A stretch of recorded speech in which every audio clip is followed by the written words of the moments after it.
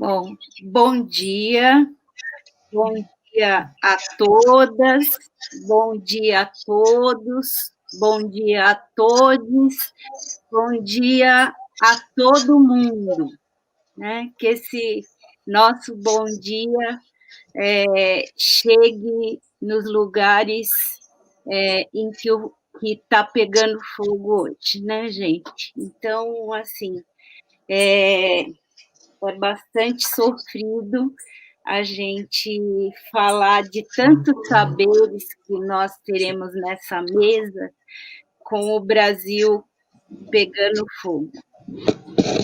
Mas, enfim, nós estamos aqui no curso Erguer a Voz, né?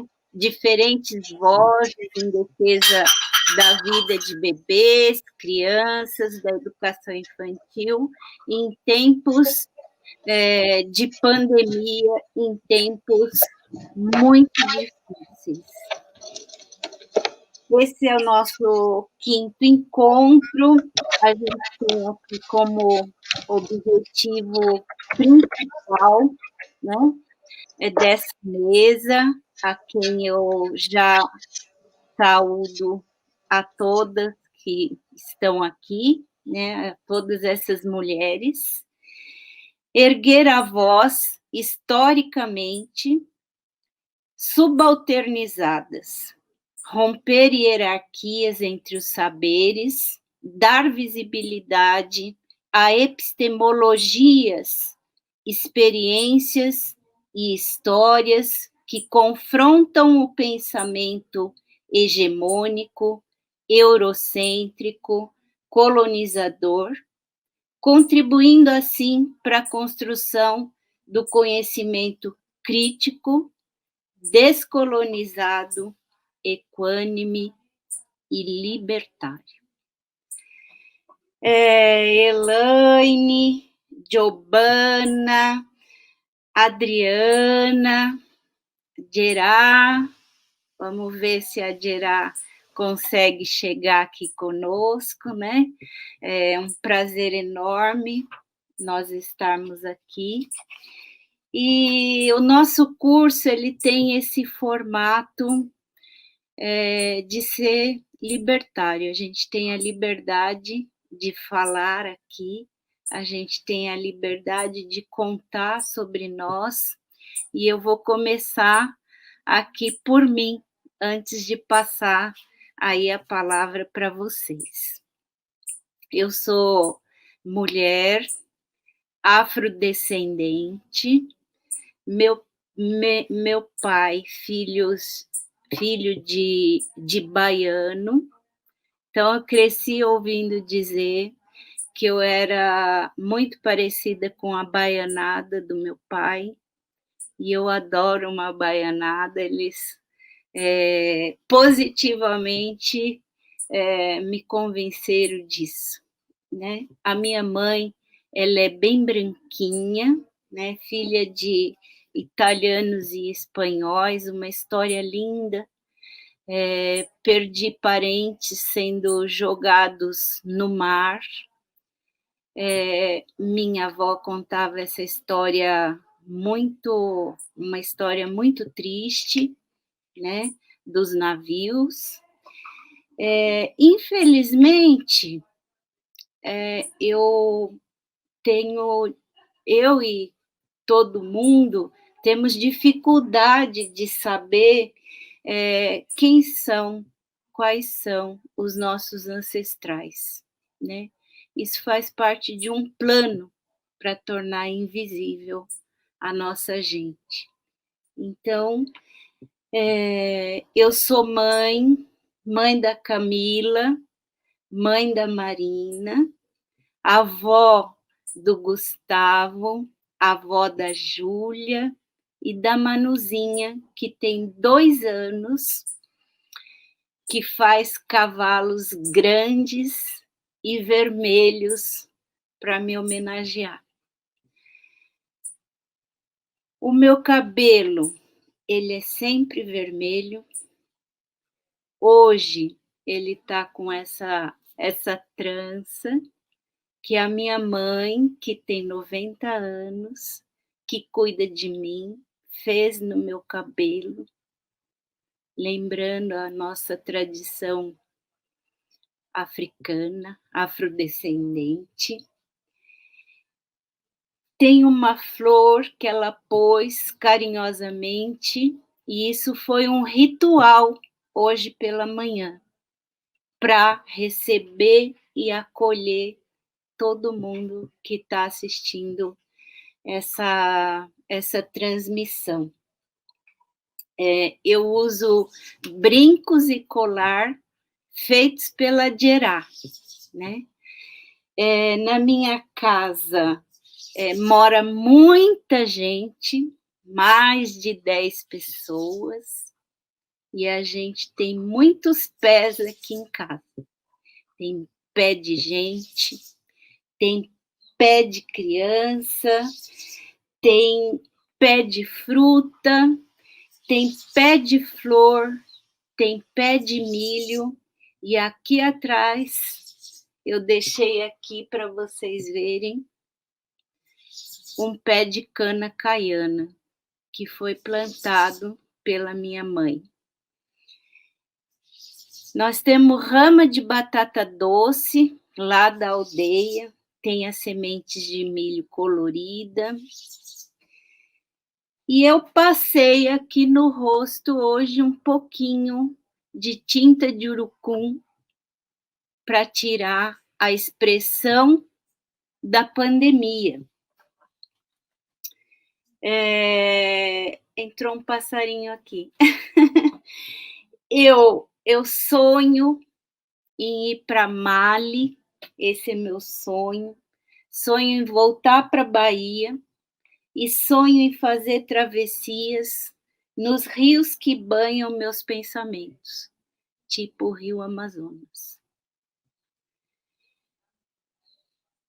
A minha formação, ela se mistura com esse quintal, ela se mistura com o encontro da pedagogia freiriana e com aquilo que essa mesa significa, porque todos os dias eu converso com as crianças, com as escolas, com a educação infantil, para que a gente possa trazer o significado e a relevância desses conhecimentos que estão presentes aqui nessa mesa para as crianças nas escolas.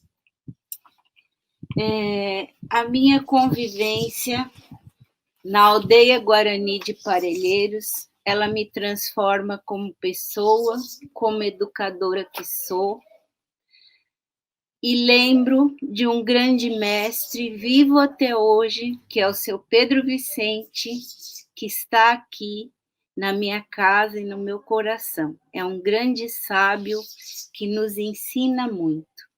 Trabalhei lá na aldeia, na implementação do CECIS, e lá eu aprendi com as crianças muita coisa que vai aparecer nessa mesa aqui hoje. E quando saí da aldeia e fui para a Escola de Educação Infantil, o CEIO Nadir Marcondes, onde eu tive o privilégio de ficar tantos anos, levei para lá a aldeia, né? Levei para lá o fogo, a fogueira, o milho, a batata doce. Erguer as vozes negras, indígenas e migrantes é uma transgressão ao modelo colonial que foi nos imposto pelo Ocidente como o único conhecimento possível. Nós estamos aí acompanhando a morte de animais, a devastação desse desgoverno. E nós sabemos que existe um projeto de morte em curso. Falo de mortes que jorram sangue de indígenas, de vidas negras, de vidas imigrantes, de ameríndias. Nosso encontro de hoje traz o encontro de culturas plurais, conhecimentos plurais.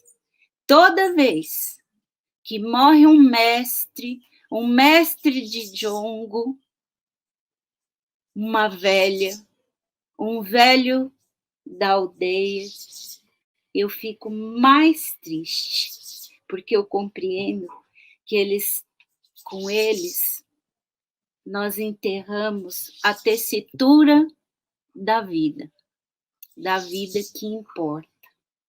Quando morre de morte morrida, a gente se conforma, a gente aceita como ciclo, mas não está sendo assim. Que triste saber que a pandemia, que o fogo está dentro de nós, dentro da nossa raiz soberana. Então, nós temos que reivindicar, através das nossas práticas, outras presenças, outras gramáticas, outras lógicas de conhecer, criar e recriar o mundo. O que não podemos deixar é que o modelo de currículo que sustenta o colonialismo, que continua a matar saberes, matar memórias, imaginários, prossigam, né? Temos que impedir esse epistemicídio. Agora, vou encerrar dizendo assim, a nossa homenagem a Paulo Freire hoje, semana que completaria 99 anos, eu tomo aqui a liberdade de tornar esse encontro desse curso um ato político, um ato comprometido com as transformações das desigualdades, um ato político a favor da vida. E para trazer aqui nosso conhecimento, eu vou chamar a professora Elaine. Estou aqui procurando aqui. A Elaine. Elaine, professora de bebês e crianças da Rede Pública de São Paulo, pedagoga, socióloga, amante do mar, das crianças. Realizou um trabalho muito importante na formação, realiza ainda na formação de profissionais da educação infantil e da educação para as relações étnico-raciais, de órgãos centrais aqui de São Paulo, né, principalmente na DIPED da Dreica Itaquera e no núcleo étnico-racial da Secretaria Municipal de Educação. Elaine, é com você.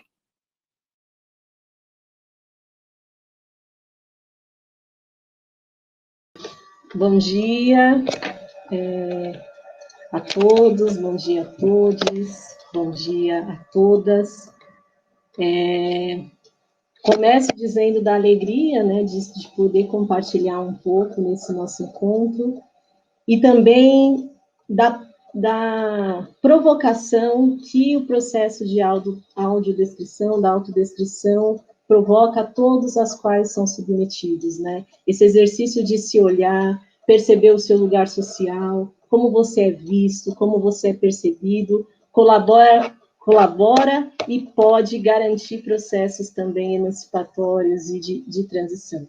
Então, eu vou começar a partir desse lugar, fazendo essa audiodescrição, lembrando que sou Elaine Cristina Ferreira da Conceição, mulher negra, lembrando assim a importância da intersecção entre raça, classe e gênero, filha de Francisca e Erivaldo, nordestinos, trabalhadores, e que desde muito cedo me incentivaram aos estudos, registrando a potência transformadora e emancipadora da educação. Ação que culminou em me tornar a primeira pessoa da minha família a chegar ao nível superior. Guardo com muito carinho o compartilhado por meu pai naquele dia, nos idos 2009. Eu formei a minha filha. Porque as nossas conquistas nunca são apenas individuais, refletem e reverberam a nossa ancestralidade e a todos que abriram caminhos para que chegássemos até aqui. E impactam outros caminhares. Que bom ver tantos e tantas depois disso. Devo dizer que sou fruto das políticas públicas de acesso e permanência ao ensino superior, seja pela isenção das mensalidades ou alternativas ao ingresso como SISU, o que faz necessário denunciar o quão falacioso é o discurso da meritocracia, num país tão desigual como o nosso. Assim, assegurar direitos à educação a todos, todas e todes é fundamental. Sou irmã de Liliane, que chegou ao mundo e trouxe o sentido e a companhia em minha vida. Companheira de Rafael, que tanto me inspira nas andanças. Amiga de tanta gente que me toca e me faz ir mais longe, ver onde nem sempre as minhas vistas e compreensões conseguem alcançar. Nasci e cresci na querida Zona Leste de São Paulo, onde não mais resido, mas que me ensinou muito sobre as dimensões de território, localidade, pertencimento.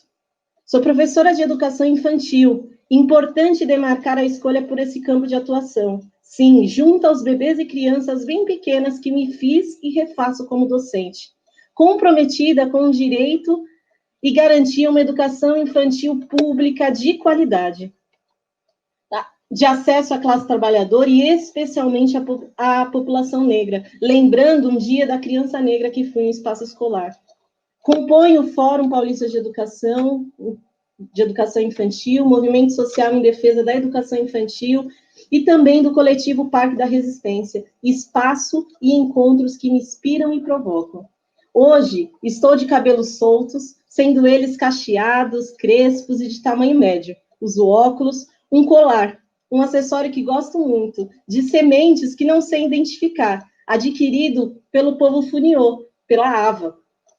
E hoje estou de vermelho, cor que me impacta e lembra a todo instante da resistência necessária.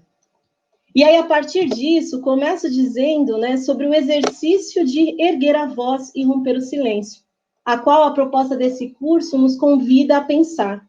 É fundamental refletir sobre os silêncios, as vozes que não são ouvidas, as vozes daqueles indivíduos feridos ou oprimidos que não falam ou escrevem, e também observar as que constante e inquestionavelmente são ouvidas.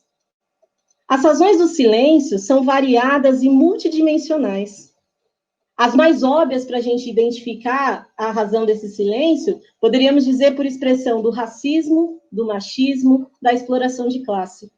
Mas também pelas formas menos óbvias, né, que aparecem, né? Pelas lutas internas, o enfrentamento às punições infinitas às ditas mulheres que falam demais, as severas críticas, o medo da exposição, da inadequação e insolência de dizer algo errado, do desprezo aos sentimentos mais profundos, o desencorajamento ao ato discursivo, que reprime qualquer possibilidade de criar minha própria fala, principalmente sendo eu uma mulher negra, transpor essas forças dominadoras, questionar as autoridades, levantar questões não consideradas apropriadas ou secundárias, como muitas vezes a perspectiva de identidade é colocada, essa é uma causa menor, vocês ficam pautando questões identitárias, como se a subjetividade e a condição de existência dos sujeitos não fosse um ato de resistência. Os esforços, né, feitos para ganhar a confiança necessária para escrever, reescrever, falar, para romper e contrapor o propósito de silenciamento que constantemente nos afeta, reivindicando um legado de enfrentamento, vontade e coragem. Ou seja, fazer esse ato de risco, de ousadia, de se atrever a discordar, a emitir opinião, a fazer perguntas sem fim, a discursar, a fazer-se ser ouvida. Para nós, mulheres e povo negro, a fala, como diz Bell Hooks, não é apenas somente uma expressão de poder criativo, é um ato de resistência. um gesto político que desafia políticas de dominação, que nos conservam anônimos e mudos. Sendo assim, é um ato de coragem, e como tal, representa uma ameaça. Imagina você crescer sobre o jugo de que você é tido como uma ameaça iminente. Como que a nossa subjetividade é impactada? Como que as nossas trajetórias, os caminhos que a gente percorre são afetados? Para aqueles que exercem o poder opressivo, aquilo que é ameaçador deve ser necessariamente apagado, aniquilado e silencia, continua ela. Fazer a transposição do silêncio à fala é para o oprimido, o colonizado, o explorado, e para aqueles que se levantam e lutam lado a lado, um gesto de desafio que cura, que possibilita uma vida nova e um novo crescimento. Esse ato de fala, de erguer a voz, não é um mero gesto de palavras vazias. É uma expressão de nossa transição de objeto para sujeito. A voz liberta. Assim, as nossas lutas não têm somente a missão de emergir o silêncio, mas mudar a natureza e a direção da nossa fala, da nossa escrita, sublinhando, né, a nossa presença no mundo quanto às constantes ausências a quais somos submetidos. E aí, pensando, né, nesse silêncio, como é que ele diretamente ou indiretamente, essa perspectiva, vai atravessando as práticas escolares? E aí eu começo com uma questão que a professora Nilma Limo Gomes aponta, né? Para a gente falar do contexto escolar e de como que esse erguer a voz é tão importante. Ela diz o seguinte: a discriminação racial se faz presente como fator de seletividade na instituição escolar. E o silêncio é um dos rituais pedagógicos por meio do qual ela se expressa. Não se pode confundir esse silêncio com o desconhecimento sobre o assunto ou a sua invisibilidade. Nesse sentido, convém pensarmos e indagarmos sobre a manutenção dos silêncios nos espaços escolares e educacionais. Por que não se fala? O que se omite ao falar? O que, como e quando se fala? Quais paradigmas curriculares a escola brasileira tem se pautado a ponto de não poder falar sobre a questão racial? Ou fazê-lo de modo esporádico? Isso aponta uma necessidade eminente da gente pensar num processo que é de reeducação para as relações étnico-raciais, a educação antirracista, o antirracismo. Tendo em vista, né, sumariamente, que reeducar as relações no Brasil, étnico-raciais no Brasil, é necessário, para que isso aconteça no Brasil, é necessário fazer emergir as dores e medos que têm sido gerados. É preciso entender que o sucesso de uns tem o preço da marginalização e da desigualdade imposta aos outros. E então decidir que sociedade queremos construir daqui para frente. Acho que, como bem salientou Fanon, os descendentes dos mercadores de escravo, dos senhores de ontem, não têm hoje de assumir a culpa pelas desumanidades provocadas por seus antepassados. No entanto, eles têm a responsabilidade moral e política de combater o racismo, as discriminações e, juntamente com o que vem sendo mantido à margem, os negros, construir relações raciais e sociais sadias em que todos cresçam, se realizem enquanto seres humanos e cidadãos. Não fossem por essas razões, eles e elas teriam de assumir, né, essa questão de terem usufruído de muito que o trabalho escravo possibilitou ao país.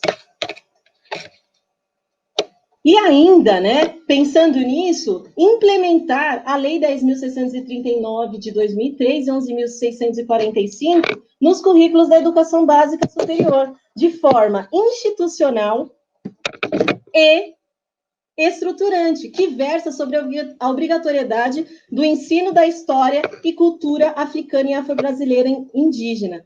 Assim, ainda que se reconheça o combate ao racismo, o trabalho pelo fim da desigualdade social e racial, a urgência em empreender reeducação das relações étnico-raciais não sejam tarefas exclusivas da escola, e que se saiba que as formas de discriminação de qualquer natureza não têm o seu nascedouro na escola, porém, o racismo,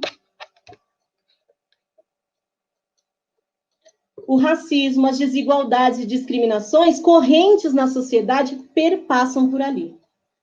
Para que as instituições de ensino desempenhem a contento, favoravelmente, o seu papel de educar, é necessário que se constituam em espaços democráticos, de produção e divulgação de conhecimentos e posturas que visem uma sociedade mais justa.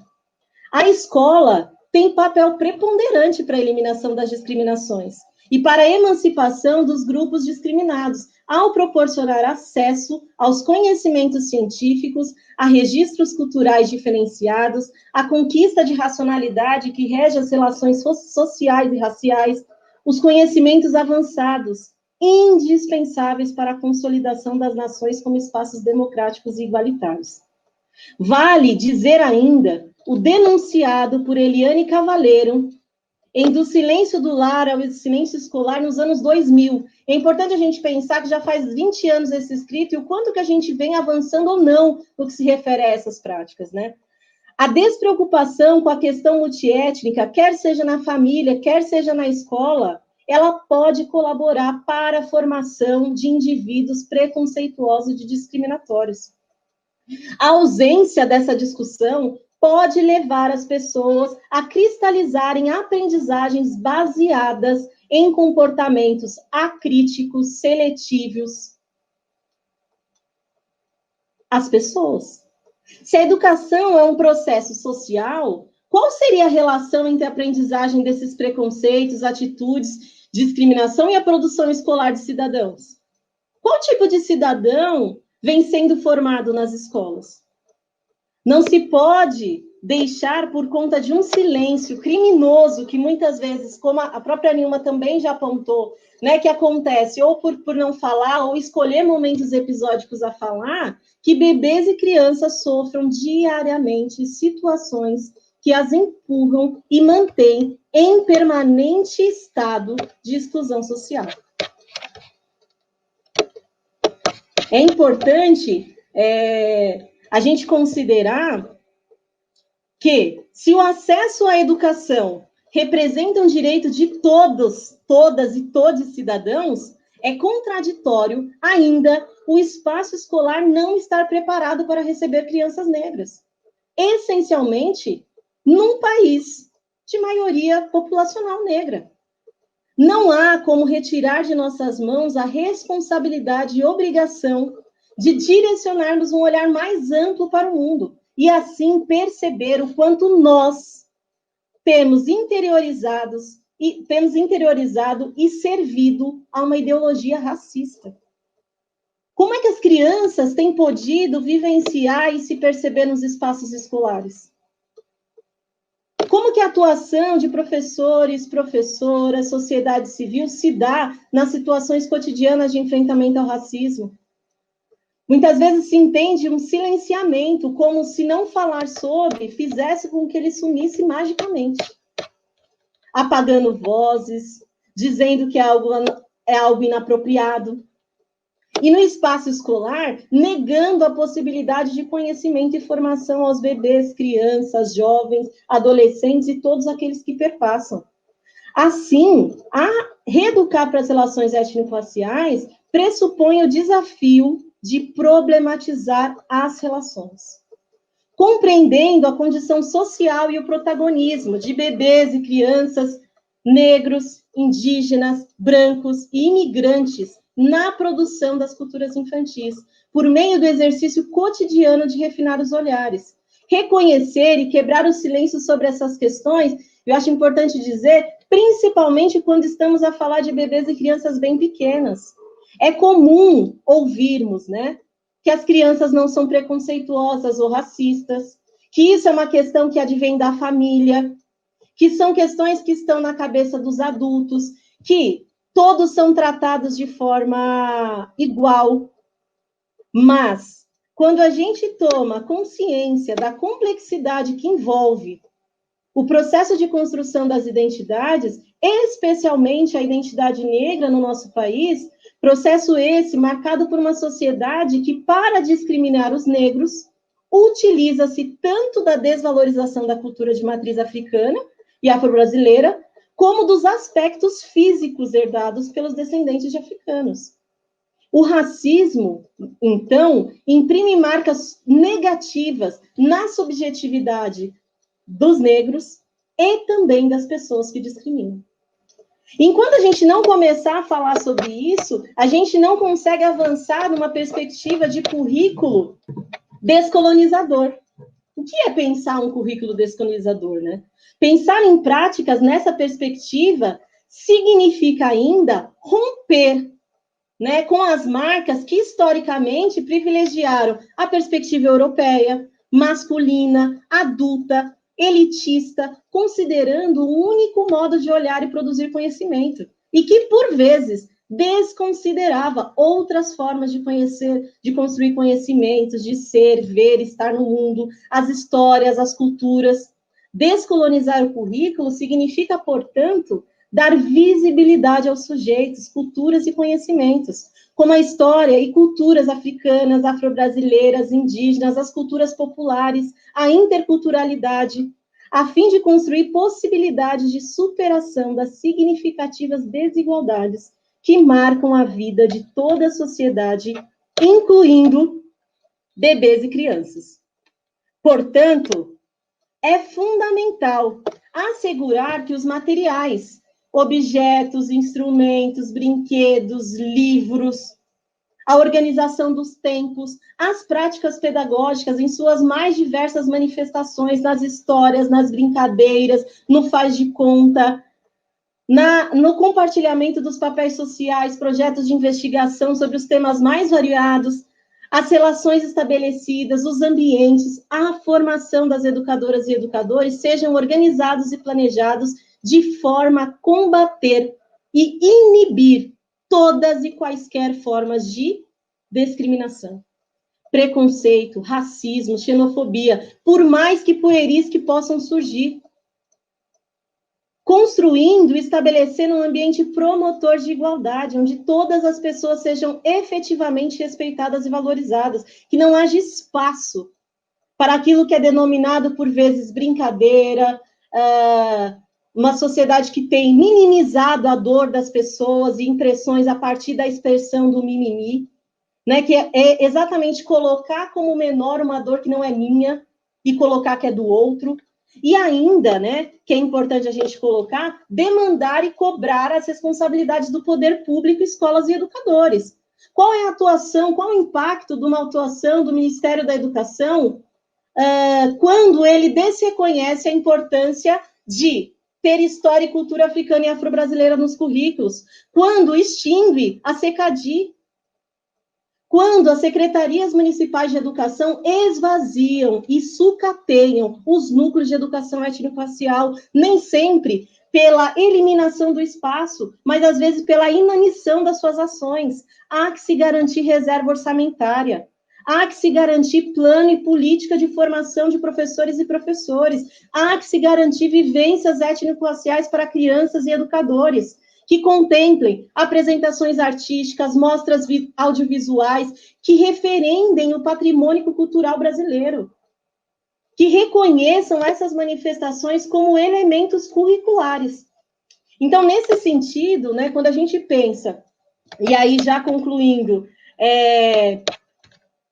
essas perspectivas de enfrentamento ao racismo, né, que antecediam e que estão acontecendo agora e no pós-pandemia, é importante dizer, né, e refutar essa ideia bastante constante que a gente tem ouvido de que a gente vai voltar ao normal. E a gente precisa questionar que normalidade é essa? Normalidade é essa que há tempos vem oprimindo, silenciando e distanciando o acesso e permanência de grupos sociais. Será que é esse normal, essa normalidade que a gente está buscando? Não dá mais. E acho que, nesse sentido, a pandemia, ela não trouxe essas dimensões à população negra, mas ela amplifica a percepção de pessoas que até então estavam naturalizando essas práticas. A negação do acesso à educação, a negação do acesso à saúde, a negação a um espaço de segurança, de moradia. E aí a gente vai colocar, né, que reconhecer isso A gente poderia passar no campo do reconhecer e achar que para ali. Mas reconhecer implica um primeiro passo por direitos iguais, justiça e valorização da diversidade e diferença. Imputa o rompimento do silêncio sobre essas questões, a superação da compreensão equivocada que diferença é sinônimo de desigualdade e a responsabilidade em divulgar os processos históricos e sociais. E as resistências nas áreas das políticas, economia, e cultural dos grupos historicamente civilizados. Ao mesmo tempo, evidencia a necessidade de mudança nos discursos, modos de tratar, se relacionar, nos gestos, nas atitudes e nos modos de pensar. Significa buscar compreender seus valores e lutas, ser sensível ao sofrimento causado por tantas formas de desqualificação, apelidos depreciativos, brincadeiras, piadas de mau gosto, sugerindo incapacidade, ridicularizando seus traços físicos, a textura de seus cabelos, fazendo pouco das religiões de matriz africana, implica criar condições para que as pessoas negras não sejam rejeitadas em virtude da cor da sua pele, menosprezados em virtude de seus antepassados, terem sido explorados como escravizados, não sejam desencorajados a prosseguir nos estudos, nos projetos de vida, nos planos de estudar e de ter direito de estudar e conhecer sobre o seu povo.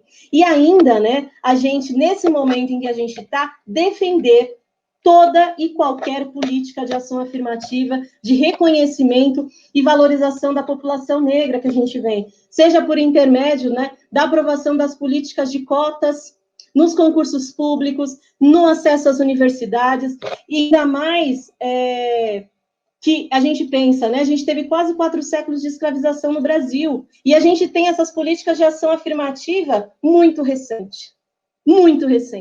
Aqui em São Paulo, por exemplo, a gente tem a partir de 2014 nos concursos públicos. Veja, como é que a gente ainda, né, e reconhecer esse lugar que as políticas de ação afirmativa têm, né, que é de reparar. Reconhecer que o Estado, a federação, negligenciou um grupo populacional e por isso ele tem o dever e a responsabilidade de reparar todas e quaisquer prejuízos causados por conta disso. E aí, acho que para encerrar, eu trago à tona o que a Audre Lorde, e a gente vai pensando, né, o quanto que o estudar e conhecer mulheres negras vai impactando diretamente a nossa existência e a nossa trajetória. E aí eu trago a Audre Lorde para fechar e dizer o seguinte: seu silêncio não vai proteger você. Cada uma de nós está aqui hoje porque, de uma forma ou de outra, compartilhamos um compromisso com a linguagem, com o poder da linguagem e com o ato de ressignificar essa linguagem que foi criada para operar contra nós. Na transformação do silêncio em linguagem e em ação, é essencial que cada uma de nós estabeleça ou analise seu papel nessa transformação e reconheça que seu papel é vital nesse processo. É necessário esmiuçar não apenas a verdade do que dizemos, mas a verdade da própria linguagem que usamos. Para as demais, é necessário compartilhar e espalhar também as palavras que nos são tão significativas.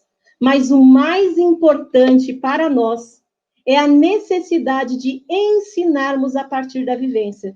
Transpondo aqui para o Brasil, como já diz Conceição Evaristo, a partir do processo de escrevivência. De falarmos as verdades nas quais acreditamos e as quais conhecemos, para além daquilo que compreendemos. Porque somente assim podemos sobreviver participando de um processo de vida criativo e contínuo, que é o crescimento. O fato de estarmos aqui e de eu falar essas palavras é uma tentativa de quebrar o silêncio. E há muitos silêncios ainda a serem quebrados. Muito obrigada.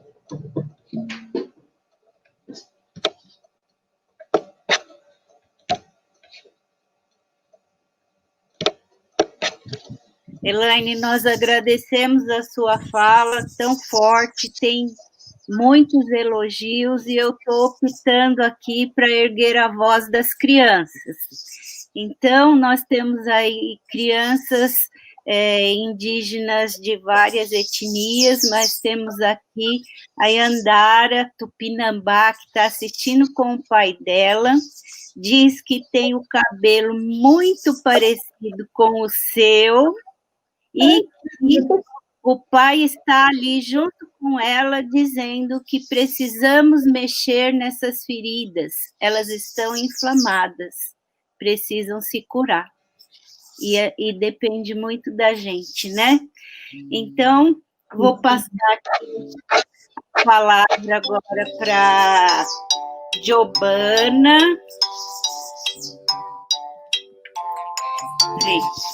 É tudo, né? Para Giovana Moya, imigrante boliviana, humanista, ativista pela não violência ativa, e a não discriminação, a não discriminação. Giovana é uma mediadora intelectual, membro fundadora da equipe de base, o ARNS Convergência das Culturas. Giovana, uma alegria encontrar com você de novo, essa encruzilhada muito boa. Você com a palavra. Obrigada, Lucy. Saludo a todos e todas que nos estão acompanhando. Então, vou começar pela autodescrição. Não? Tenho cabelo preto, tenho uma trança, não? Que é característica dos povos, não? Andinos também. Tenho um chapéu, que é mais uma lembrança de meus avós, de meus pais, que foi dado por meu pai. Né? Estou com uma camiseta cinza, estou com um colar de uma amiga indígena de Peruíbe, né, que eu carrego porque me lembra com muito afeto os aprendizados com ela, e o encontro, e o acolhimento também que senti. Bom, então eu, como foi falado, sou humanista, e eu queria falar um pouquinho disso antes para dar um contexto ao que vai ser minha fala. A proposta, não, do movimento humanista do qual faço parte vem de entender que a violência se aprende e a não violência também, de uma proposta de transformação pessoal e social em simultâneo, não, porque muitas vezes se ouve que você não pode ajudar a outros mientras você não resolva a sua vida. Nossa proposta fala não, você, à medida que você se vai transformando, ajudando a outros, há uma retroalimentação nesse processo, né? E nossa ação é voluntária, não? É voluntária, e temos uma regra de ouro que tem várias culturas, que é tratar os demais como não gostaria de ser tratado.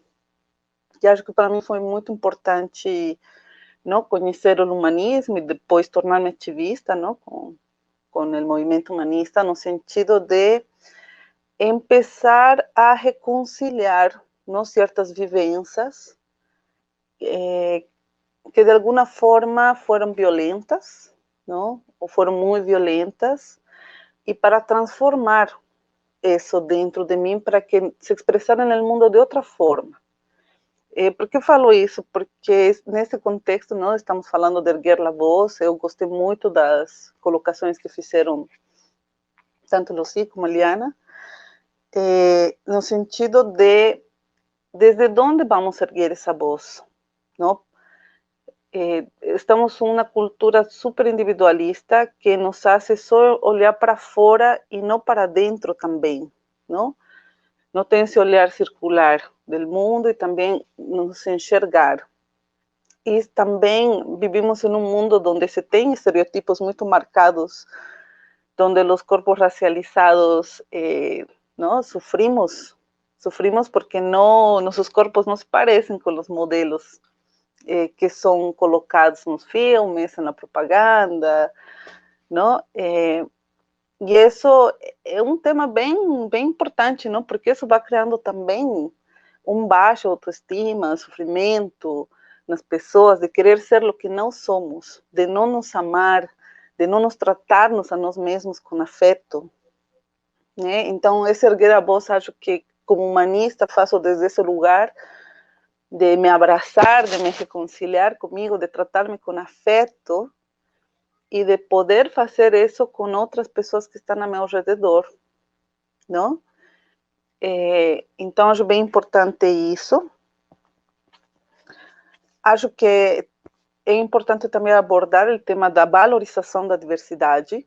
Muito se fala que se tem bastante diversidade, né? Em São Paulo se fala muito disso.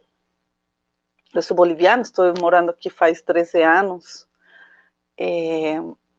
E sempre ouço, não, a diversidade que tem em São Paulo, mas não somente preciso nombrá-la, sino também valorizá-la, não?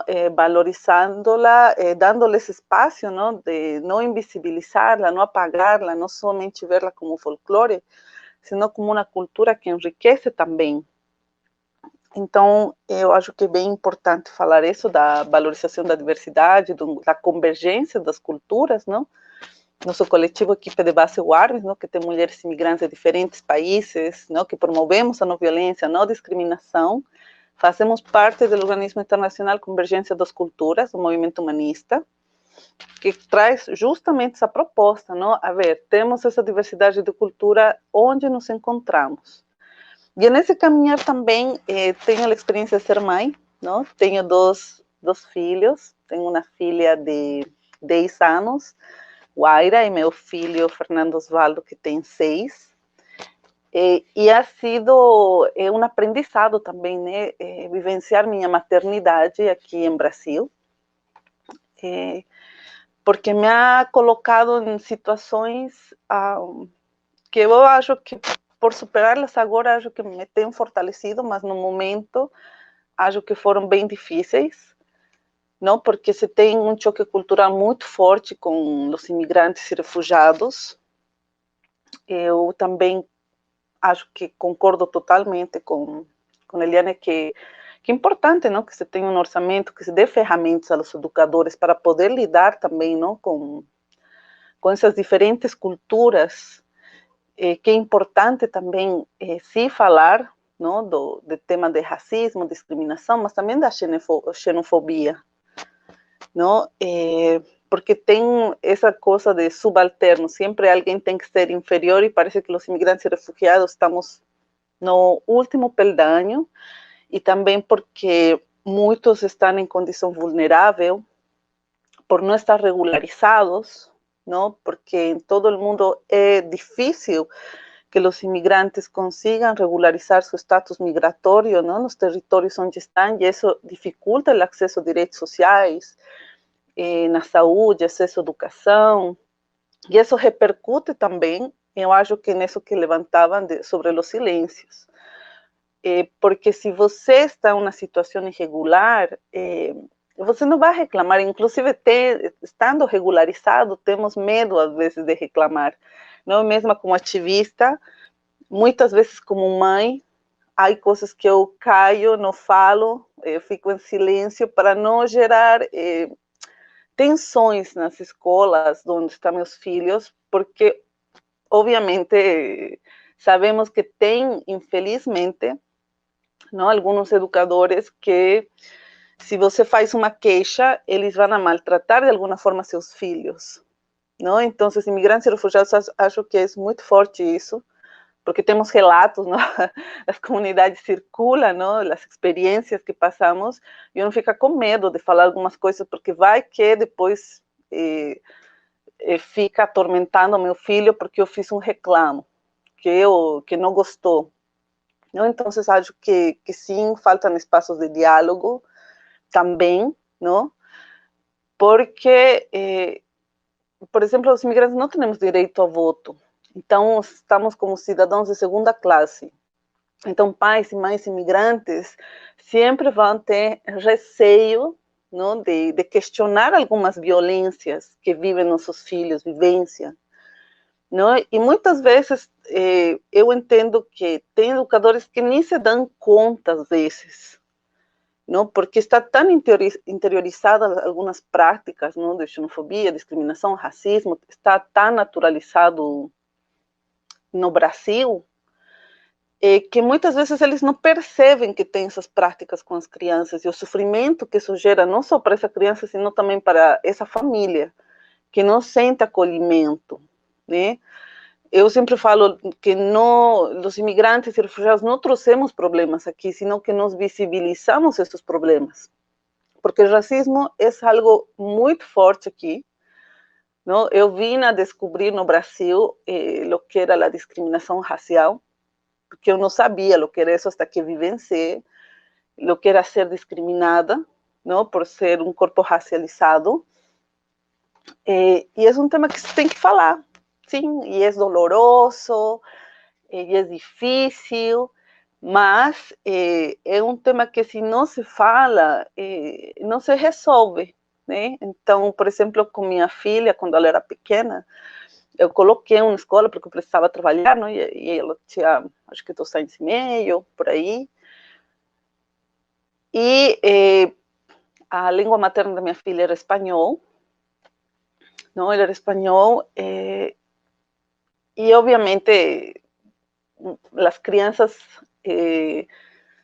elas repetem, não, o que vem em casa, as práticas culturais, comportamentos, e aí eu senti que não estava sendo acolhida, que não havia um espaço de diálogo para poder fazer que de alguma forma minha filha fosse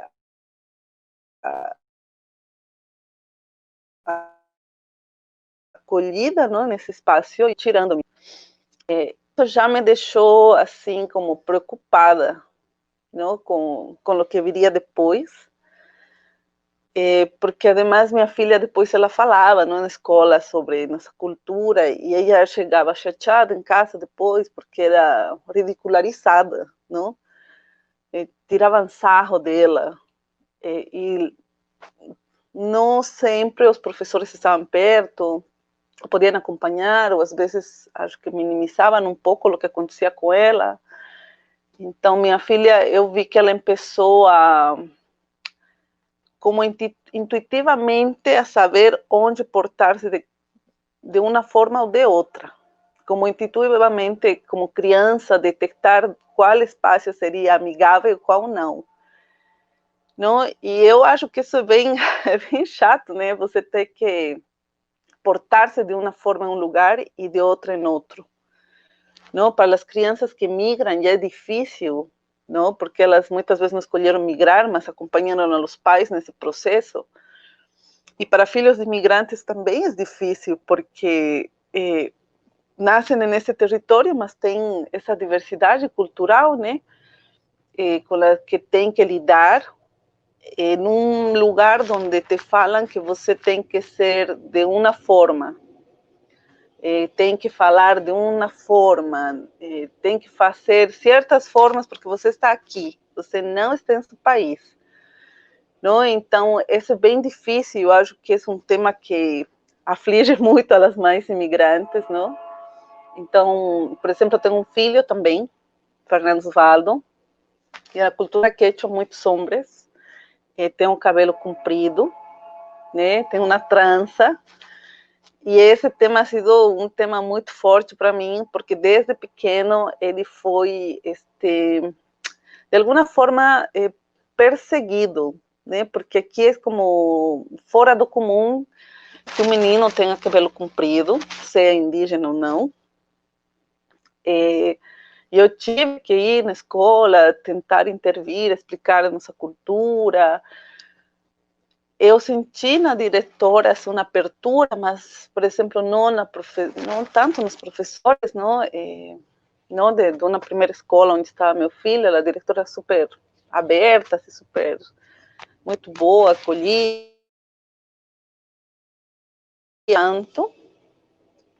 não?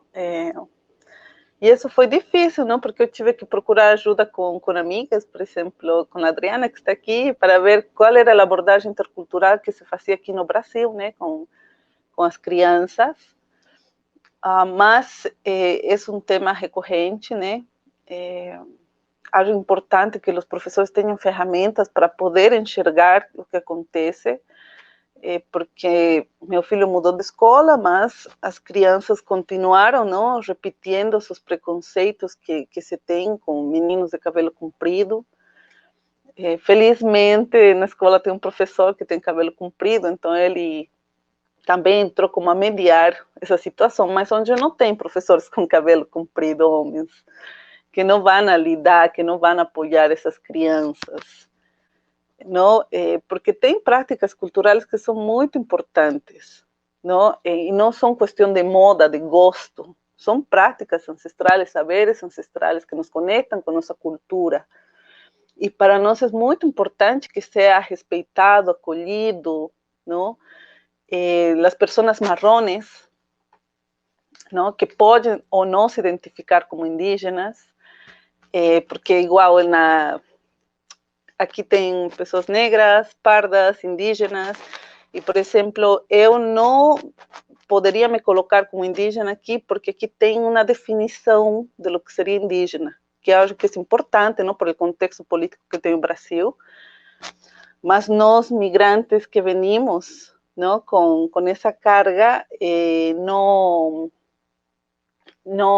podemos, não sei, declarar-nos, por exemplo, indígenas, e muitas vezes por isso é apagada, não, nossas práticas, nossa cultura. Mas para ir finalizando, eu acho que sim, é importante que se abra um espaço de diálogo. Pessoas que somos discriminadas, não? Sofrimos racismo, xenofobia. Você, quando chega na escola, você não sabe se o professor vai ter abertura ou não. E se você já teve uma péssima experiência com o professor, você termina não falando, não? Termina calando o que está falando, bom, enfim, vamos a deixar para lá, e depois acontecem situações bem terríveis, muito graves, e uno se sente como desprotegido, às vezes, sem saber com quem pode contar, com quem pode falar. Então, acho que sim, é importante discutir esse tema. As crianças têm que ser protegidas, temos que humanizar a educação, pero não estou falando das ferramentas de educação, senão falar das pessoas. As pessoas precisam de ferramentas para lidar com essa violência que han aprendido e transformá-la e poder, não, dar outro tipo de formação a nossas crianças. Então, acho sim bem importante esse espaço, estou super agradecida, creio que não se acaba aqui a discussão.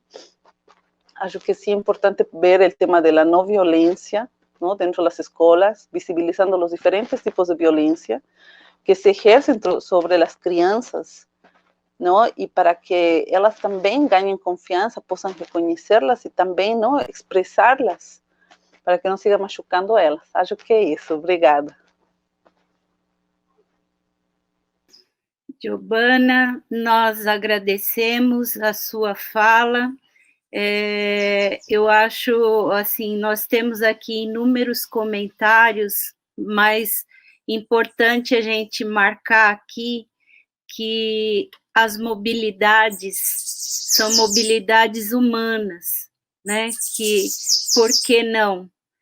E muitos comentários sobre o silenciamento nas práticas educativas, né? Então, já traz para a gente aí o poder da escuta, quanto a gente precisa ouvir as crianças e tirar das caixinhas, né?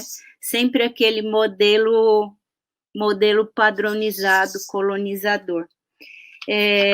Eu acho que o nosso curso aqui, ele está aí inspirado, encantado, mas trago agora uma notícia bastante triste. A nossa Gera, ela entrou para nos avisar que faleceu mais um indígena de Covid, um amigo de infância dela, e ela conta que eles trocavam peixes em espeto, com pescadores, junto com esse menino, em diversos lugares que moraram, né? Então, dessa infância, trazer um pouco dessa infância.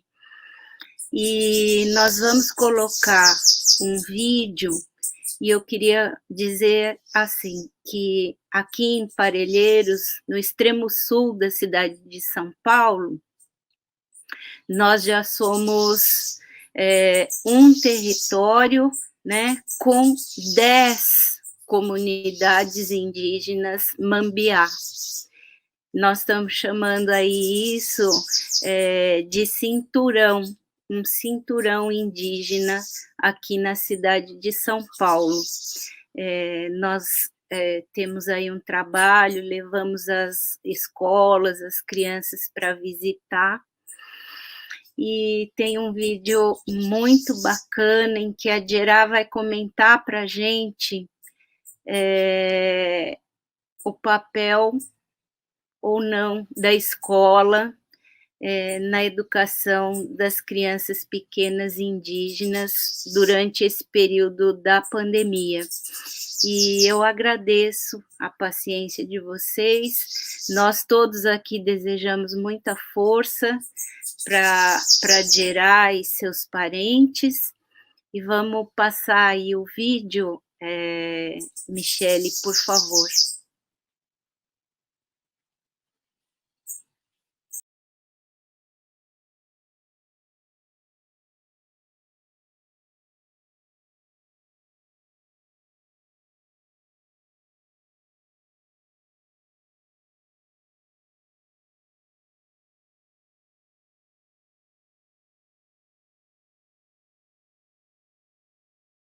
Ok, Lu.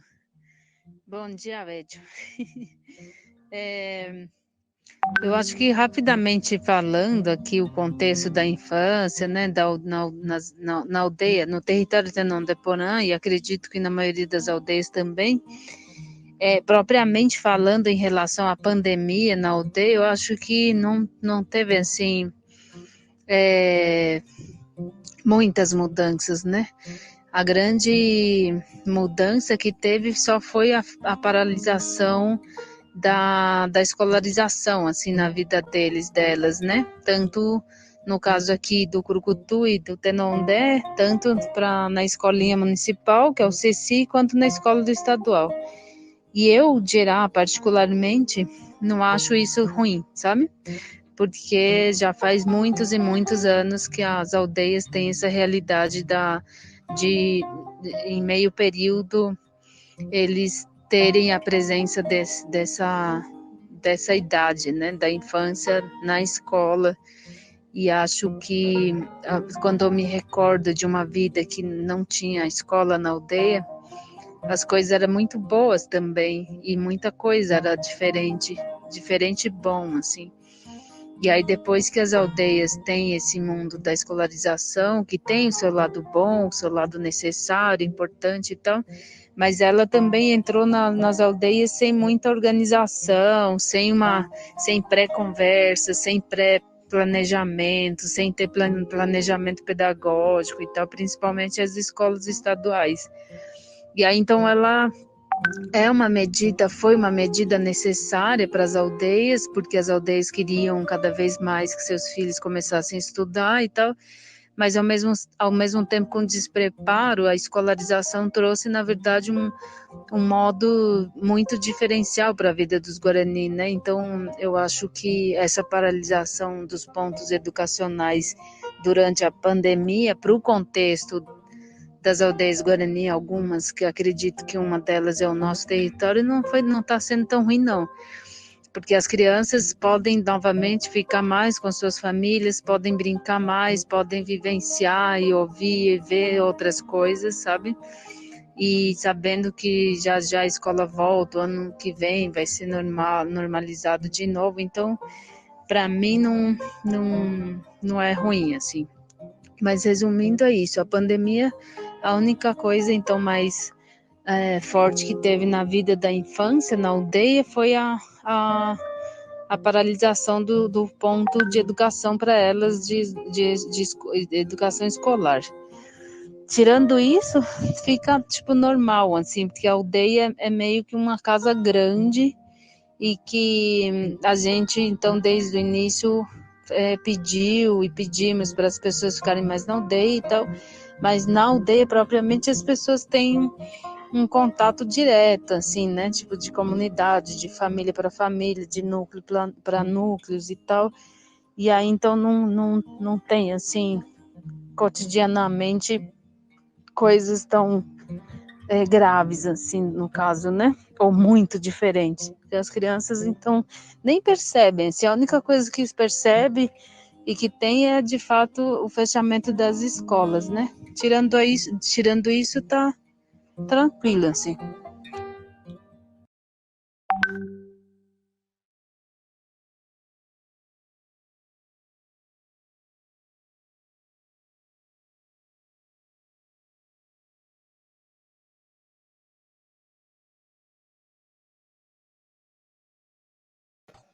Microfone, Luci. Desculpa, gente. Eu fico viajando lá para a aldeia, mas enfim, nós estamos vendo aí a aldeia Calipitã, aqui no extremo sul de Parelheiros. Ali não tem escola, né? Os mais velhos vão para a escola na aldeia, ou na Crucutu ou na Tenon de Porã, e vocês podem ver, as crianças estão brincando muito mais, né, participando muito mais das conversas, dialogando sobre a sua própria cultura, e assim, queria marcar aqui que Gerá é uma grande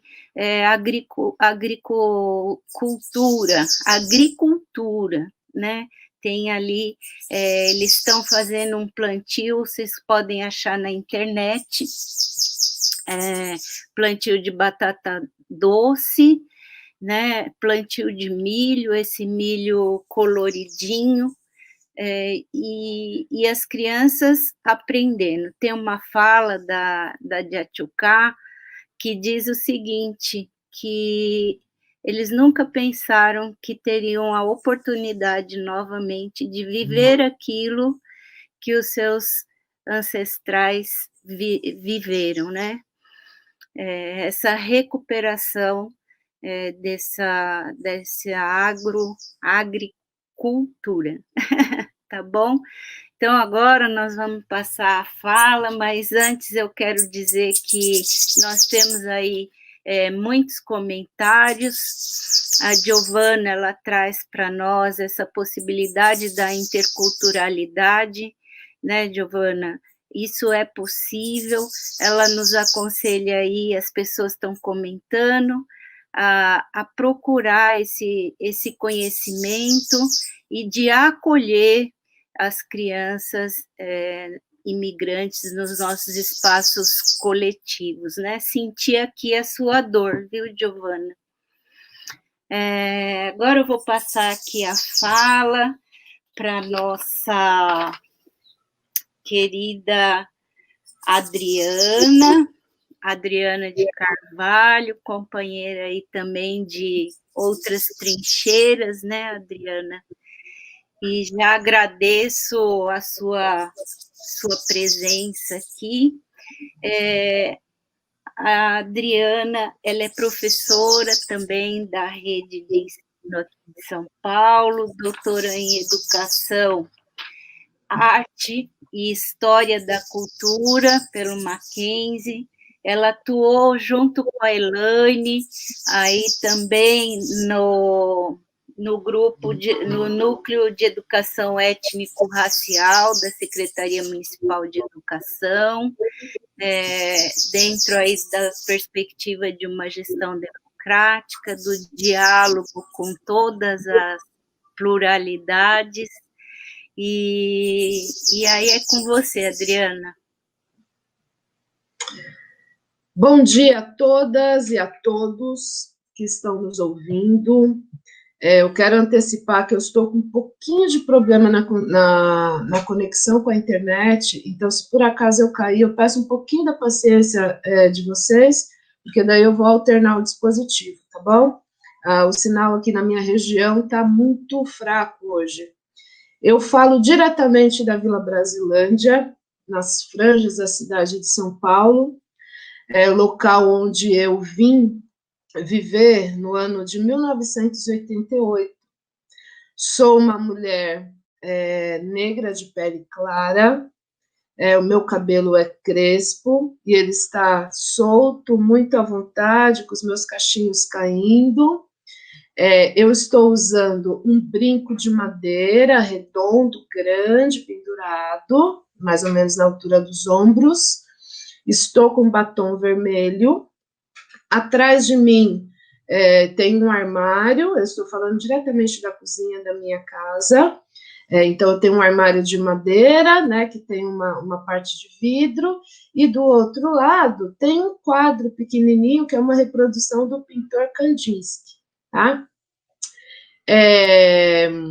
Eu tenho um pouquinho de ruga já na testa, né, eu tenho 39 anos de idade, e aí as marcas, elas vão ficando na nossa face também, né, essas marcas aí do que a gente viveu. Quando eu falo, é uma coisa muito interessante, que quando eu falo, eu dou risada, meu olho fecha um pouquinho, né? Uma vez eu estava conversando com o Ailton Krenak, e aí a gente foi tirar uma fotografia, e eu falei assim, nossa, mas ou eu dou risada, né, ou eu abro o olho, porque eu não consigo fazer as duas coisas, né? Quando eu ri, a gente dá risada assim, aí fecha o olho. Aí o Ailton Krenak me explicou que isso é uma característica de nós, né, que temos aí a nossa ancestralidade indígena, né?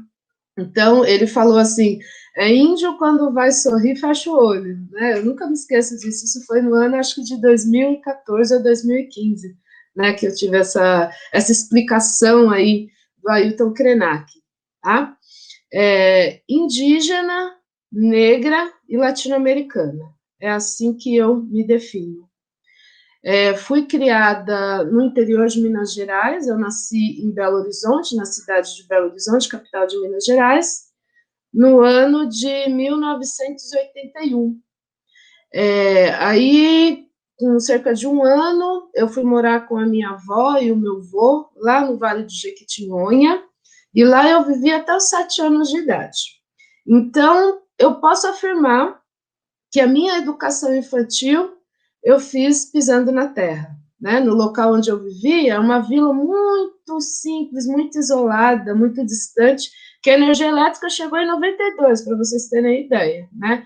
Então, eu cresci nesse lugar que não tinha energia elétrica, que não tinha escola, né? Então, eu não frequentei educação infantil, mas tinha muita vivência. Então, eu cresci brincando com as galinhas do quintal, pisando na terra, quando chovia era uma festa, a gente saía rolando no meio do barro, era muito gostoso, sem muitas preocupações, não pode sujar o pé, não pode sujar a mão, vai pentear o cabelo, não, eu cresci totalmente livre, solta, né, e cresci em cima de um pé de manga também, que lá no terreiro da minha avó tinha um pé de manga, né, então a gente subia no pé de manga e pulava assim, nos pedaços de pau que ficava embaixo, né, como é que chama, dos bambus assim, tinha uns bambus secos, a gente subia na árvore e pulava.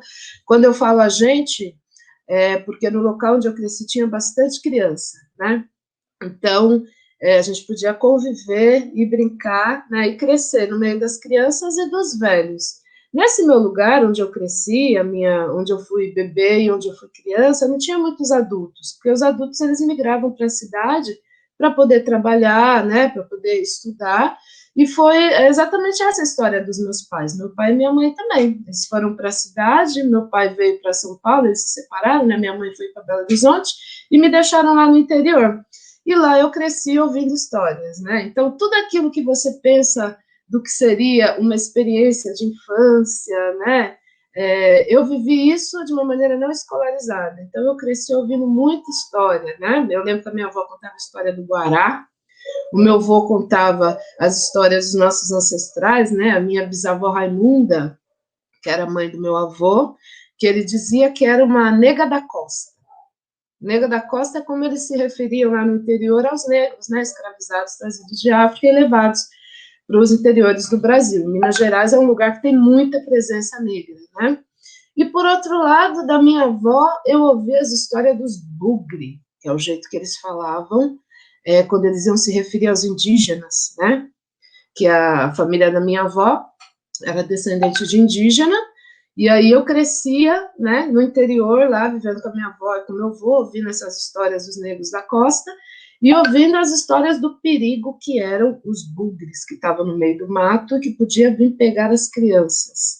Então, foi dentro desse imaginário que eu fui constituindo a minha identidade, né, foi nesse espaço-chão que eu me desloquei, e aí me tornei migrante em 1988, né, vim para São Paulo viver com o meu pai e com a minha mãe, aí eles já tinham reatado o relacionamento, aí eu vim viver aqui mesmo na região da Vila Brasilândia, em 1988, estou aqui no mesmo lugar desde essa época, né, já faz um par de anos, e chegando em São Paulo aos 7 anos de idade, sendo matriculada na escola, eu comecei a experimentar o que é, por exemplo, a xenofobia, né? Hoje, como uma mulher formada, aí com pós-graduação, enfim, eu sei que o que eu vivi na minha infância é a xenofobia, né? Mas naquela época eu achava que eu era a errada, que eu era estranha, que eu era esquisita, porque eu falava de um jeito diferente. Eu não conhecia, por exemplo, televisão, Xuxa, esses personagens que tinham, né, das crianças da minha idade, e a minha vivência cultural era totalmente outra, né? Então, nesse momento eu me sentia estranha, a esquisita, e aquela que tinha que se enquadrar dentro do sistema escolar, né? Eu tenho muitas memórias dessa época, e uma coisa que me marca muito foi que eu lembro que eu era participativa, eu aprendi a ler, acho que com 5 para 6 anos, sozinha, né, com a ajuda das minhas tias, tal, e das outras crianças que estavam lá, porque eu não tinha frequentado escola ainda, mas eu já sabia ler, juntar sílabas, tal, interpretar. E aí eu lembro a professora Fátima, primeira série, 1989, aí a professora, quem gostaria de ler? A Adriana foi e levantou a mão, né, muito participativa, quem me conhece, convive comigo, sabe que eu sou um ser falante, eu quero participar. E aí eu comecei a ler aquilo que a professora estava pedindo para ler. E, de repente, a sala inteira começou a dar risada. Por quê? Por causa do meu sotaque mineiro, né? Então, e aí, pensando no objeto de análise das nossas reflexões de hoje, a presença dos indígenas, dos negros, dos imigrantes, quantas crianças bolivianas, chilenas, angolanas passam por essa circunstância que eu passei aos 7 anos de idade, né? Quantas vezes será nessas salas de aula distribuídas ao longo desse Brasil, uma criança levantou a mão para fazer a leitura e ela foi, como disse a Giovana, né, ela foi zoada, né, dentro da escola. O que isso influencia na formação da identidade dessa criança, né? Estar longe do lugar de origem dela, né, ser trazida para outro contexto, para outros códigos culturais, né, para uma instituição escolar. Mesmo as crianças que estudaram, né, em outros lugares, que vêm para São Paulo, os códigos aqui são outros, né, o manejo dessa cultura escolar, como que você se insere nisso, é um grande desafio para as crianças, né. Então, essa criança que veio de Minas Gerais aos seus 7 anos de idade, ela tinha muitos sonhos, né? E a minha mãe me dizia que a única maneira de eu romper com a pobreza que a gente tinha era estudando. Então, a minha mãe, ela não frequentou a escola, meu pai também não frequentou. A minha mãe é empregada doméstica, né, foi empregada doméstica a vida toda, e meu pai ainda é operador de reta escavadeira. Então, meu pai é peão, minha mãe é doméstica e faxineira. E aí eles falavam para mim, a única maneira de você conseguir superar isso daí é você estudando, tem que estudar, mesmo não tendo acesso à escola, e a gente sabe que os nossos pais, os nossos avós mais velhos, eles não puderam vivenciar esse direito à educação que a gente tem hoje para todos, universalizada, né? Ainda assim eles valorizavam esse espaço escolar como promotor do desenvolvimento pessoal, né? E aí, quando eu me torno professora, né, eu fiz o curso de magistério, quando eu me tornei professora, meu pai e minha mãe, eles falavam de boca cheia, minha filha é professora, né? E aí, depois disso, eu fiz outras, eu fiz 2 graduações, fiz mestrado, fiz doutorado, e eles nunca se interessaram em ir, por exemplo, à minha defesa de mestrado, né, a minha formatura da faculdade, ou a minha defesa do doutorado, porque para eles o mais importante é ter a filha formada professora, né? Tudo que veio depois é totalmente descartável. Por quê? Porque, simbolicamente, pessoas que não têm acesso à escola, né, o fato de ter conseguido projetar sonhos dos seus filhos e ver esses sonhos realizados, já por si só já é o suficiente. Então, tudo que vem depois é lucro e sem importância, né? E aí, na minha trajetória enquanto educadora, enquanto mãe, né, não falei, mas tenho 3 filhos, eu tenho a Catarina, que tem 16 anos, o Luiz Ernesto tem 10, e a Guadalupe Mercedes tem 2 anos e 8 meses. Então, eu sou mãe de uma adolescente, sou mãe de uma criança e sou mãe de um bebê. Então, eu vivencio na minha vida essa transição, né, de enquanto mãe, enquanto educadora, né, enquanto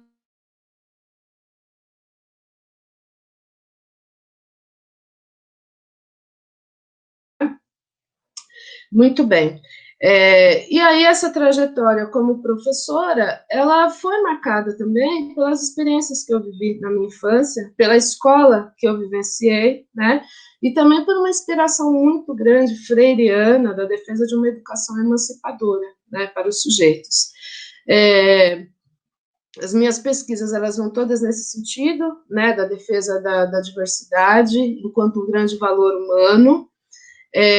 Eu comecei os meus estudos ali analisando a história e cultura indígena, então meu mestrado foi dentro dessa área, só que aí foi surgindo em mim um desejo, uma aspiração muito grande de estar mais próxima das crianças migrantes, né?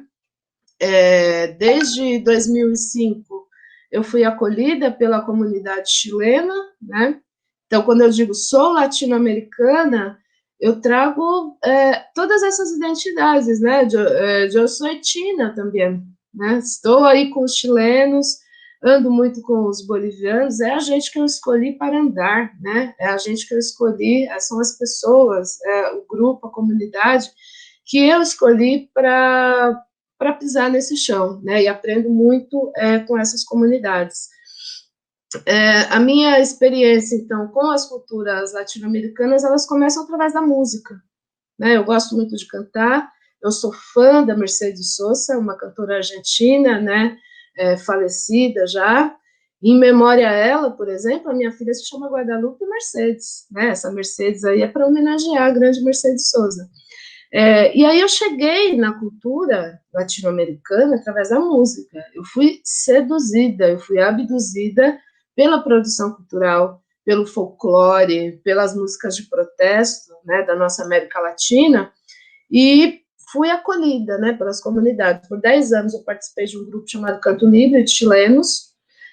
Mais recentemente, acho que tem 2 ou 3 anos, eu estou num grupo chamado Ameríndios, né, que são chilenos também, e participo de um conjunto folclórico chileno. Sendo brasileira, né, eu toco percussão e canto num grupo só de chilenos. E aí essa experiência, ela foi me despertando algumas coisas, né, e pensando assim, como aliar essa discussão cultural com o debate educacional mais amplo, da questão da garantia de direitos, da defesa e valorização dessa diversidade, porque eu estava experimentando isso na prática. Então, como que eu poderia trazer isso com um debate educacional para problematizar alguns fenômenos da escola? E foi aí que eu comecei a fazer o trabalho relacionado ao acolhimento das crianças imigrantes na escola, né? Quando eu escrevi o meu projeto de doutorado, por exemplo, municipal, trabalhei no núcleo de educação étnico-racial, E aí, como era um trabalho muito intenso, né, a gente trabalhava pra caramba, a gente promoveu quase 45 mil vagas em cursos de formação para professores, né?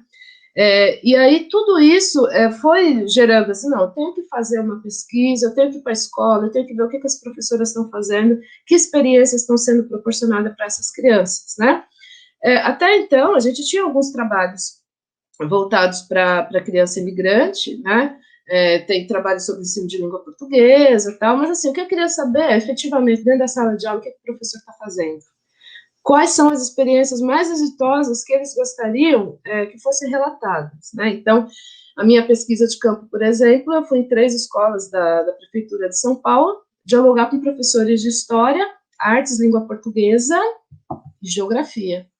E perguntando para eles, né, como que vocês desenvolvem o trabalho de valorização da cultura, o que efetivamente você faz. Fui olhar os documentos da escola, o projeto político-pedagógico, para tentar mesmo identificar se a cultura imigrante ela estava sendo reconhecida nesse documento, que é o documento de identidade da escola, né? Os resultados do meu trabalho foram extremamente proveitosos. A minha defesa do meu título de doutora foi no dia 12 de dezembro de 2019. Dia 12 de dezembro é o dia da Nossa Senhora de Guadalupe, que é o primeiro nome da minha filha mais nova. E aí, nesse trabalho, eu consigo apresentar para a rede, né? Acho que o meu objetivo principal é proporcionar o diálogo com a rede, da rede e para a rede. Então, a rede consegue identificar quais são os desafios que estão colocados aí para as escolas que recebem grande quantidade de imigrantes. Além desses desafios, quais são as estratégias que são usadas para superá-los, né? E o que a gente pode esperar aí enquanto projeto, né? Pensando no porvir, ok? E agora, nesse momento, né, defendi doutorado, ok, eu sou professora da rede, continuo dando aula, mas a questão da pesquisa, ela está presente ainda na nossa vida, né? E aí a minha grande questão agora e as crianças pequenas? E os bebês e as crianças, né? Porque até então eu pesquisei o ensino fundamental, né, a partir da minha experiência como professora do Fundamental 2 e da EJA, mas e as crianças pequenas, né?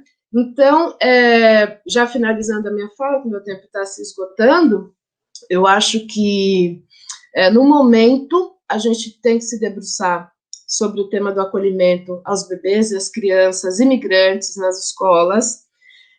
A gente já tem algum material já produzido, mas é muito pouco. Para vocês terem noção, tem uma dissertação de mestrado só, feita por uma professora da rede, depois vocês procurem, aí foi transformada num livro, um e-book chamado Aqui no Hablamos Espanhol.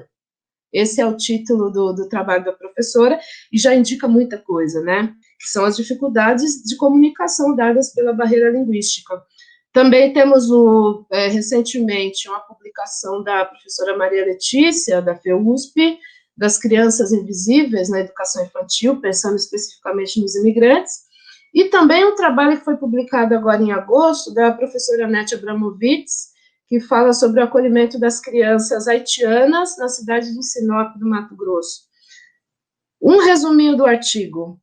Uma professora, ela questiona se uma criança negra que está matriculada na escola não seria haitiana. Por quê? Porque ela tinha a pele negra retinta. E aquilo parecia não ser comum para uma criança brasileira.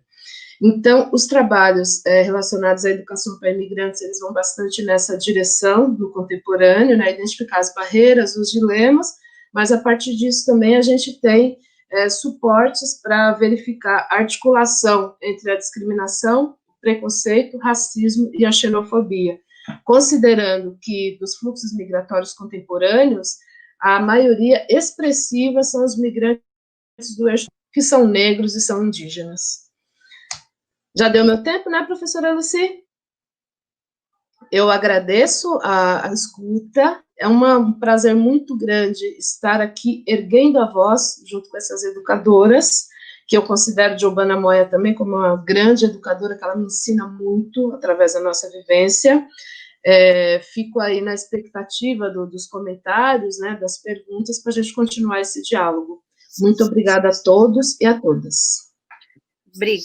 Obrigada mesmo, né? É como se a gente tivesse aqui vários livros, e assim, esses dias ouvi uma fala do Aleluia dizendo que a cultura está embaixo do barro do chão, né?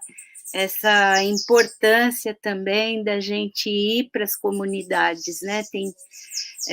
Tem essa riqueza. Eu vou colocar aqui, vou ler alguns comentários e uma pergunta para a gente ir encaminhando para a finalização. Nós temos aqui a Roseli, ela diz assim: é urgente os professores terem esse tipo de conhecimento sobre a construção das identidades e da descolonização dos currículos. A Salete diz assim: negação a inúmeros direitos. Sempre houve, mas agora se escancarou. Precisamos lutar e juntar forças para mudar esse cenário. A Thaís diz assim: que desafio acolher os bebês e crianças migrantes. Percebo o quanto se faz necessário a formação e a valorização dessas culturas diversas, direito desses pequenos de se sentirem acolhidos. E aqui a gente tem uma pergunta que traduz um pouco aquilo que muita gente quer dialogar. A Aimee Clarice Lispector, ela traz para a gente, assim, ela conta que fez parte de um agosto indígena alternativo, por conta de muitas pessoas dos povos originários, em contexto urbano, ainda não terem seus saberes valorizados. Como buscar esse diálogo dentro da gestão pública? Olha só, pessoal, porque a gente considera que, de fato, precisa ser uma política pública que traga esse conhecimento. Então, eu vou deixar aí para vocês irem encerrando as suas falas, pensando nesses comentários e nessa pergunta. E, de antemão, eu agradeço imensamente. Vamos começar aí, pode ser por quem? Quem quer começar? Pode ser, vamos lá, Giovana? Pode ser, Giovana? Pode ser. Eu acho que uma experiência muito bonita que nós tivemos justamente foi uma atividade promovida por a área que a Adriana comentou, que trabalha na parte étnico-racial, que fomos convidadas a dar umas oficinas com professoras na periferia, e foi uma experiência bem rica, não? Eu acho que é importante valorizar também a los mediadores interculturais, imigrantes e refugiados. Dentro de São Paulo, na cidade, se tem coletivos, se tem ativistas tentando visibilizar nossa cultura, não? Fazendo uma produção também cultural, porque efetivamente a cultura é um caminho que nos acerca, muito mais às vezes que discussões políticas. Tem pessoas que pela cultura, música e outras expressões culturais conseguem sensibilizar-se mais com essa questão, né? E a partir daí se pode trabalhar a xenofobia, a discriminação, valorização. Então, efetivamente, creio que sim, tem que promover-se mais esses espaços, não, de formação, mas que incluam também os imigrantes e refugiados que já estão fazendo essa produção cultural, que já estão nos territórios também, não, como visibilizando nossa presença e nosso aporte. Então, acho que é importante incluir-nos também, não,